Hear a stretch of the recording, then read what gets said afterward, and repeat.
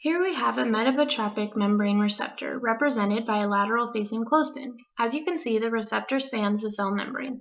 On the inside of the cell, the receptor is attached to a heteroterameric G protein, shown here as white, yellow, and red packages, to represent the three different subunits that make up a G protein. The white is the alpha subunit, and the yellow and red are the gamma and beta subunits. GDP guanosine diphosphate is bound to the alpha subunit and represented by the pepper package. A ligand is the signal a cell needs to receive.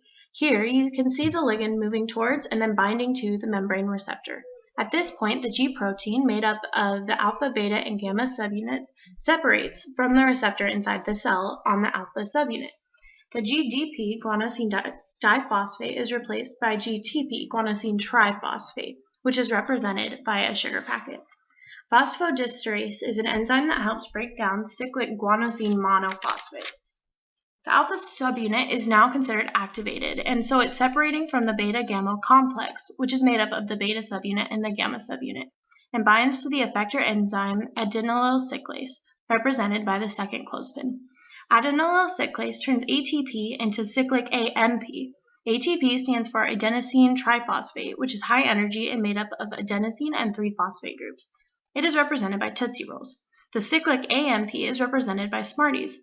ATP's transformation into CMP occurs by the ATP losing 2 phosphates and the last phosphate becoming cyclic. The process of ATP becoming CAMP continues as long as ATP is available and the alpha subunit is bound to the adenylyl cyclase. The green cup represents protein kinase A, which is stimulated by the increasing amount of CAMP. The stimulated pKa phosphorylates enzymes, meaning that it adds a phosphate group. In this case, the enzyme is represented by the purple carabiner, and the phosphate group is the soda can tab. The ultimate goal is protein conformation, which is the final form of a protein that has been folded through all the stages.